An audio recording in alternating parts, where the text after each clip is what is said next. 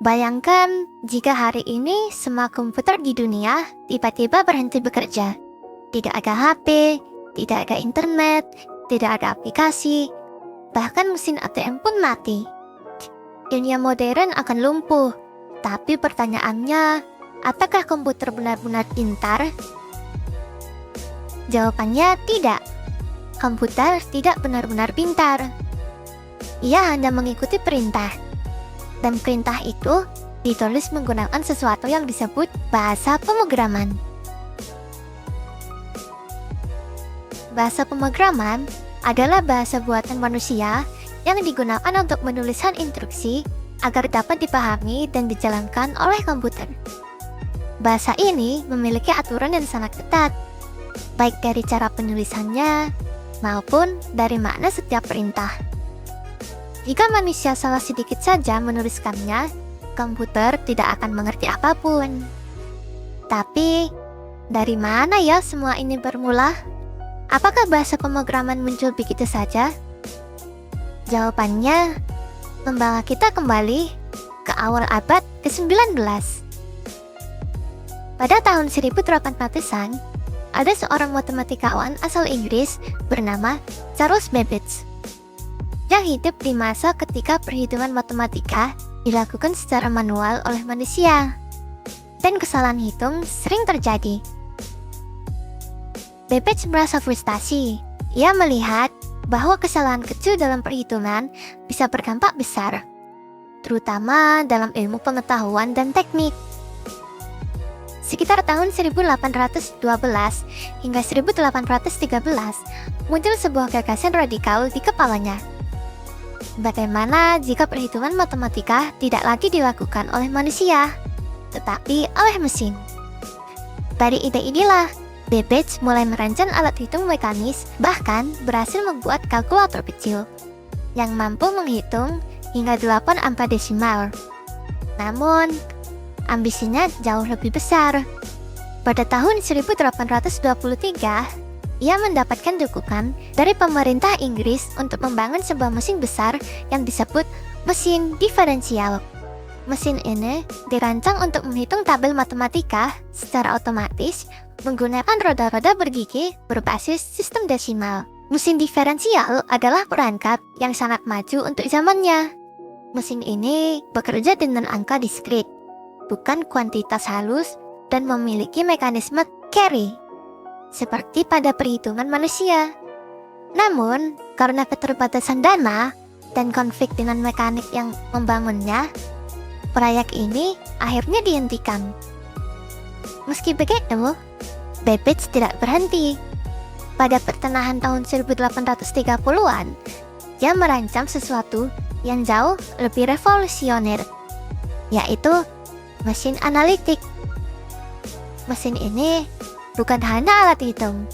Dalam konsepnya, mesin analitik memiliki memori, unit pemrosesan, kontrol langkah demi langkah, dan menerima instruksi melalui kartu berlubang.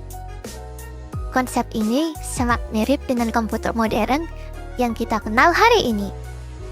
Sayangnya, mesin ini juga tidak pernah selesai dibangun.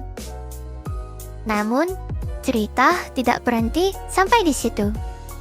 Pada tahun 1833, seorang perempuan muda bernama Ada Lovelace bertemu dengan Charles Babbage.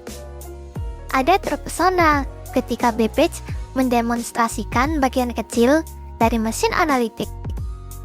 Tidak seperti kebanyakan orang lain, Ada tidak hanya melihat mesin sebagai alat mekanis, tetapi sebagai sesuatu yang jauh lebih besar.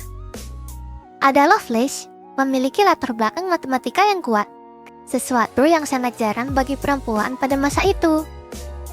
Ia mulai menjalin korespondensi panjang dengan Babbage, membahas ide-ide matematika dan konsep mesin tersebut. Puncaknya terjadi pada tahun 1848, ketika Ada menerjemahkan sebuah artikel berbahasa Prancis tentang mesin analitik ke dalam bahasa Inggris. Namun, yang membuat terjemahan ini istimewa adalah catatan yang ia tambahkan. Catatan Ada bahkan 3 kali lebih panjang dari catatan aslinya. Dalam catatan inilah, Ada menunjukkan visi yang luar biasa. Ia menyadari bahwa mesin analitik tidak hanya dapat digunakan untuk menghitung angka, tetapi juga untuk memproses simbol lain seperti huruf, musik, dan bahkan gambar. Pandangan ini mendahului zamannya hampir 100 tahun. Lebih dari itu, dalam catatannya yang dikenal sebagai catatan G adalah Ada menuliskan langkah-langkah rinci untuk menghitung bilangan Bernoulli menggunakan mesin analitik. Langkah-langkah ini pada dasarnya adalah sebuah algoritma. Karena itulah, Ada Lovelace kini diakui sebagai programmer komputer pertama di dunia. Walaupun kontribusinya tidak diakui semasa hidupnya, dunia akhirnya menyadari betapa pentingnya peran Ada Lovelace. Bahkan pada tahun 1970-an, sebuah bahasa pemrograman modern diberi nama Ada untuk menghormatinya. Lalu, kapan bahasa pemrograman pertama kali dibuat? Jawabannya datang dari seorang insinyur Jerman bernama Konrad Zuse antara tahun 1942 hingga 1945. Zuse merancang sebuah bahasa bernama Plankalkul. Bahasa ini dirancang untuk menuliskan algoritma secara formal dan sistematis. Plankalkul diakui sebagai bahasa pemrograman tingkat tinggi pertama di dunia, meskipun tidak sempat diimplementasikan secara luas pada masanya. Dari sinilah perkembangan bahasa pemrograman modern dimulai. Pada tahun 1972, lahirlah bahasa C yang dikembangkan oleh Dennis Ritchie. Bahasa ini menjadi fondasi utama bagi banyak bahasa modern dan digunakan untuk membangun sistem operasi seperti Unix. Struktur penulisan yang kini kita kenal hari ini, seperti if, loop, dan block code, banyak berasal dari bahasa C. Kemudian pada tahun 1995, muncul bahasa Java yang dirancang agar dapat dijalankan di berbagai platform. Java memperkenalkan dan mempopulerkan konsep pemrograman berorientasi objek yang kemudian menjadi standar dalam pengembangan perangkat lunak modern. Karena pengaruhnya yang sangat besar, C dan Java sering disebut sebagai induk bahasa pemrograman. Hari ini, bahasa pemrograman digunakan untuk hampir semua aspek kehidupan digital.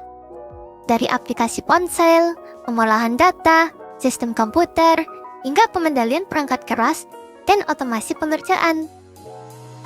Dan di balik itu semua, ada manusia yang menuliskan instruksi tersebut. Mereka disebut sebagai programmer. Nah, apa sih programmer itu?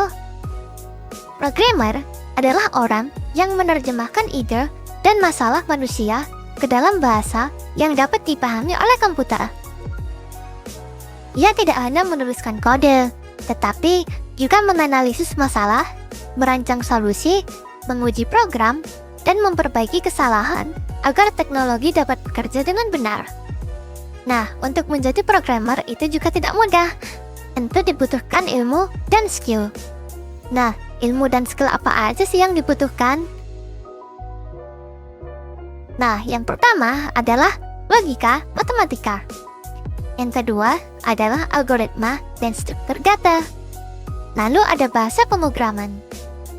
Lalu yang keempat ada sistem komputer, problem solving, berpikir analitis, dan mudah beradaptasi dengan lingkungan. Setiap kali kamu menggunakan teknologi hari ini, ingatlah bahwa di balik layar ada sejarah panjang dari mimpi Charles Babbage, visi Ada Lovelace, hingga bahasa pemrograman modern yang kita gunakan sekarang. Kalau kamu menikmati cerita teknologi seperti ini, jangan lupa like, comment, share, and subscribe. Karena di balik teknologi selalu ada kisah yang luar biasa.